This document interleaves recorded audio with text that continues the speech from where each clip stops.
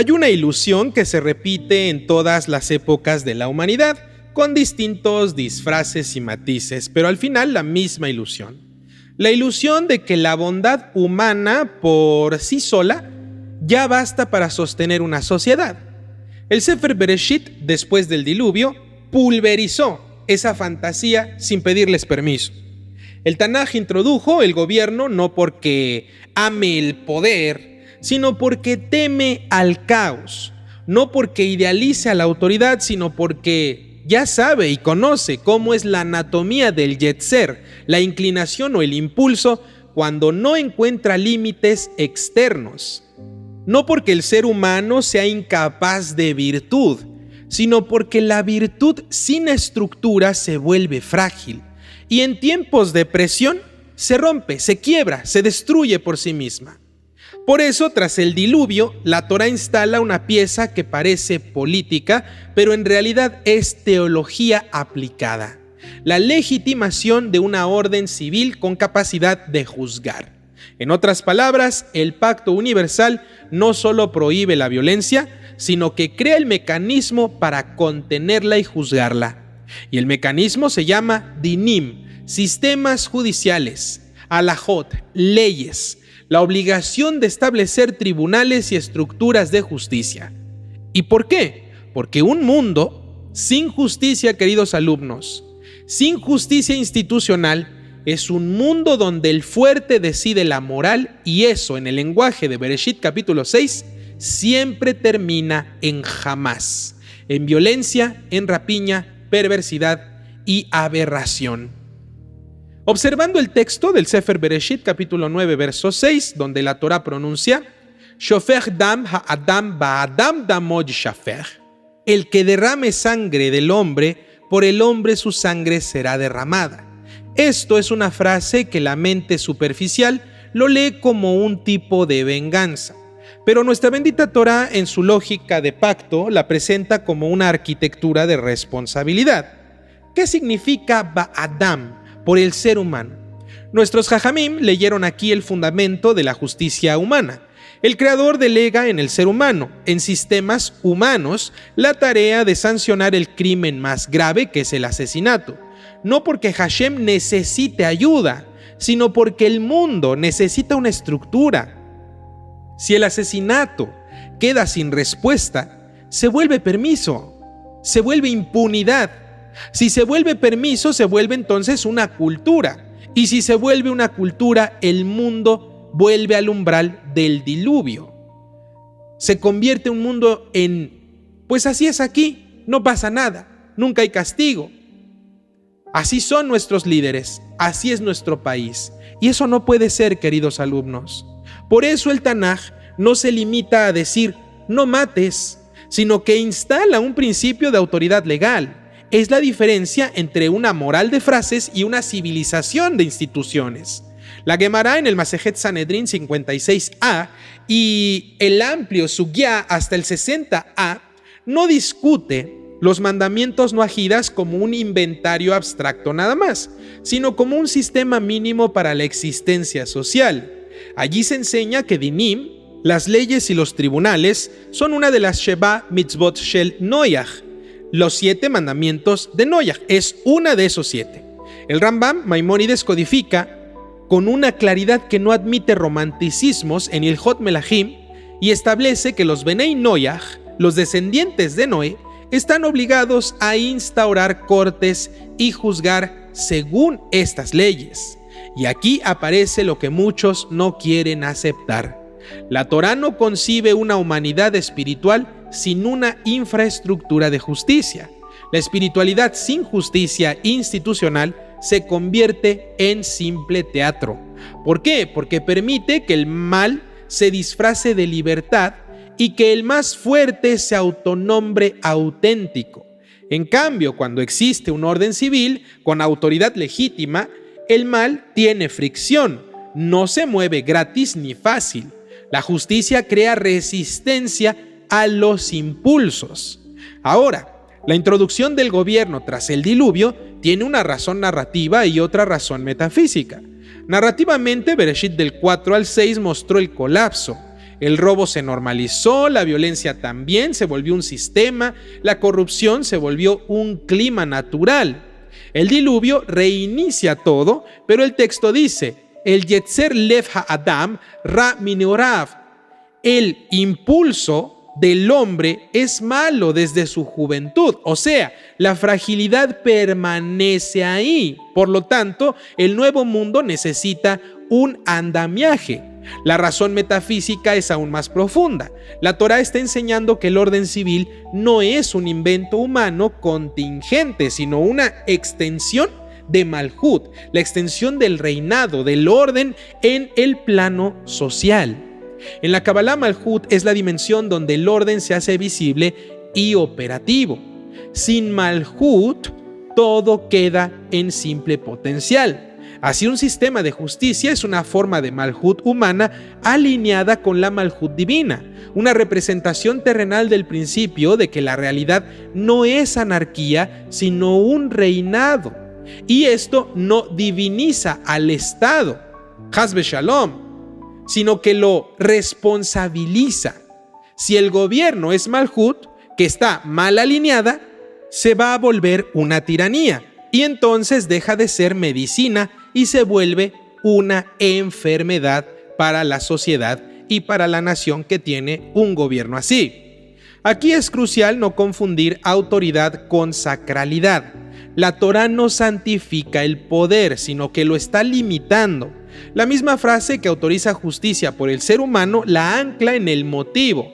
Ki betzelem Elohikim asa et ha'adam. Porque en imagen divina fue hecho el ser humano. Es decir, la autoridad civil existe para proteger la imagen divina en cada persona, no para aplastarla. Y tampoco el poder nace porque se crea que esas figuras de autoridad provengan de Dios. No.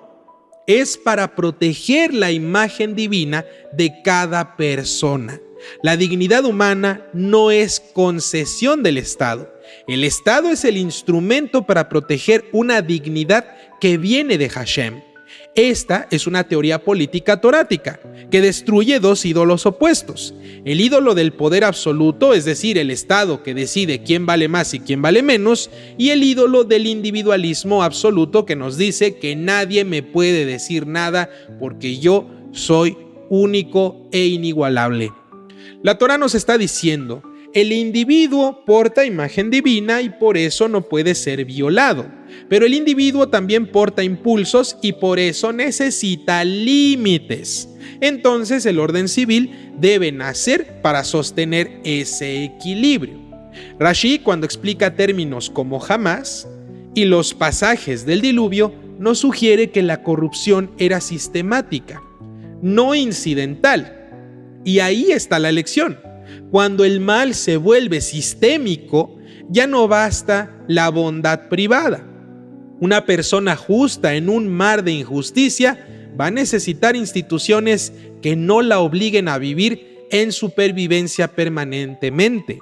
En un lenguaje contemporáneo, la moral personal sin justicia estructural produce santos agotados y victimarios impunes. El Tanaj, al introducir gobierno, está diciendo, la justicia debe ser pública, sí, debe ser visible también, y debe ser obligatoria, no sí para unos y no para otros, universal. Y esto para el mundo noajida es central. Dinim no es una idea bonita, es una obligación universal. La Hasidut ilumina este tema desde otra entrada que les voy a compartir. La autoridad externa es el reflejo de una autoridad interna.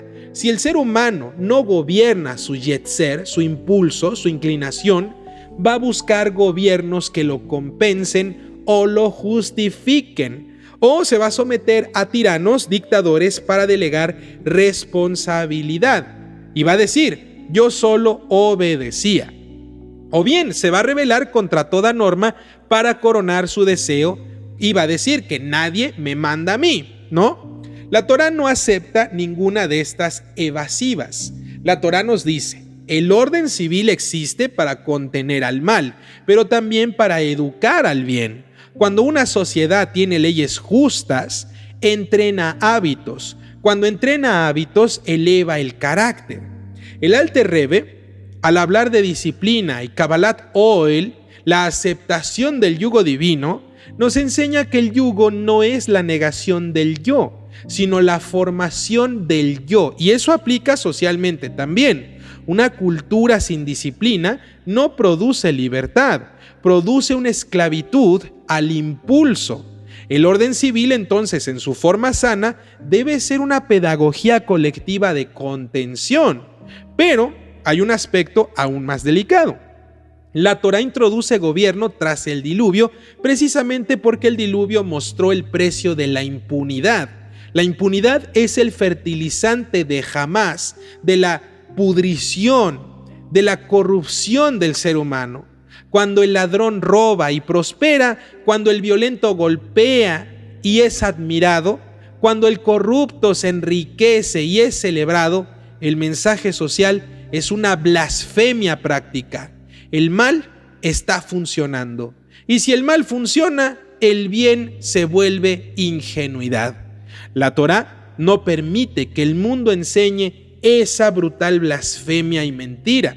Por eso la justicia no es solo castigo, es enseñanza pública de realidad moral. Y aquí aparece una profundidad filosófica. La ley no solo regula el comportamiento, define lo que una sociedad llama real. Si una sociedad legaliza la injusticia, está declarando que la injusticia es realidad, y eso va a deformar el alma de las personas que viven en esa sociedad. En cambio, cuando una sociedad castiga la violencia y protege al vulnerable, está declarando que la dignidad humana es real, y eso va a enderezar las almas de esa sociedad. Desde la Kabbalah podemos decirlo así: el mundo necesita hamtakat hadinim, endulzamiento de los juicios, es decir, la contención del juicio destructivo mediante estructuras de justicia orientadas por misericordia. Un gobierno justo no es el que no juzga, es el que sabe juzgar correctamente con proporcionalidad y con un propósito de protección. El Arizal nos enseña que din, juicio, es necesario para la forma, pero Rahamim, misericordia, se vuelve devastación.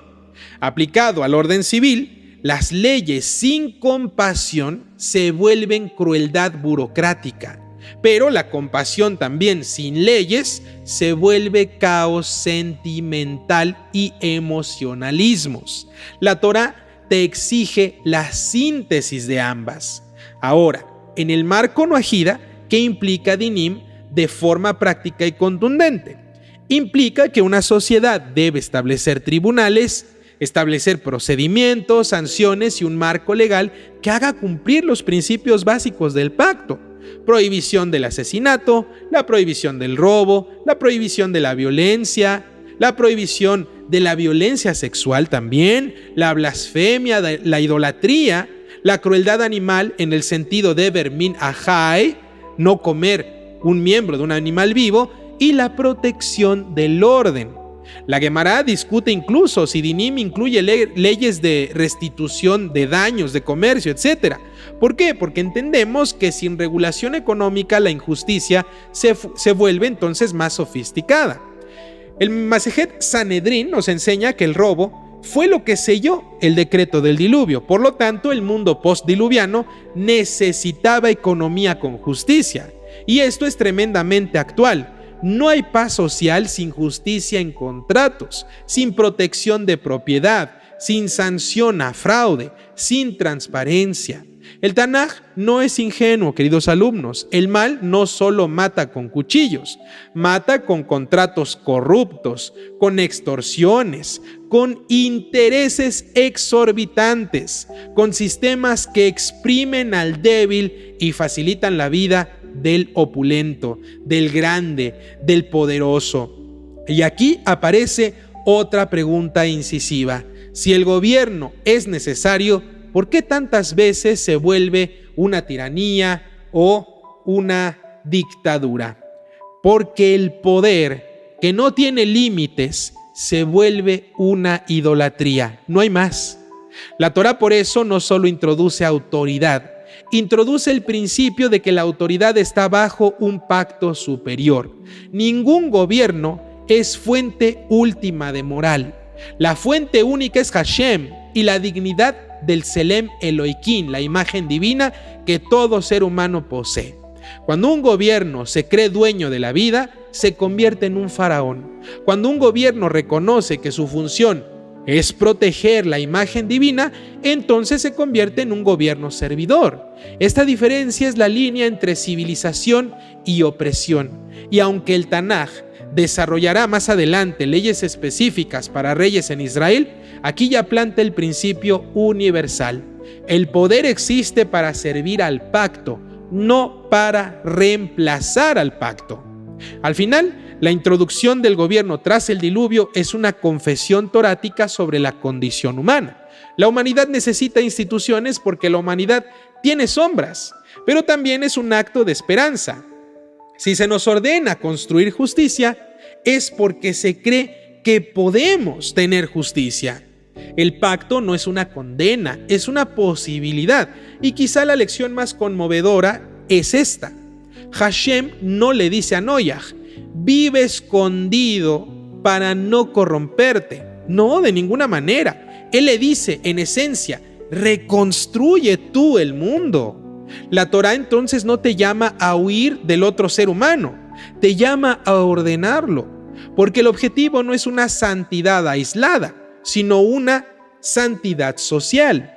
Un mundo donde el vulnerable pueda dormir, donde el honesto no sea un tonto, donde la sangre no sea barata, donde lo ajeno no sea simplemente un botín y donde la justicia no sea simplemente una idea, sino un hábito colectivo.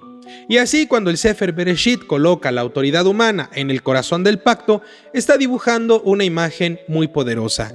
La humanidad madura no es la que no necesita leyes, sino la que se atreve a vivir bajo la ley, porque entiende que la ley es el guardián de la imagen divina. En ese instante, el mundo postdiluviano deja de ser un desierto mojado y se convierte en una posibilidad real. La posibilidad real de que el ser humano por primera vez aprenda que el verdadero poder no es dominar a los demás, sino dominar sus propios impulsos que quieren convertirlo en un ser despreciable que ve a los demás como simples objetos. Y cuando una sociedad logra eso, aunque sea imperfectamente, logra aplicar dominio sobre esos impulsos, el arco iris deja de ser solo una promesa del cielo y empieza a ser una promesa de la tierra.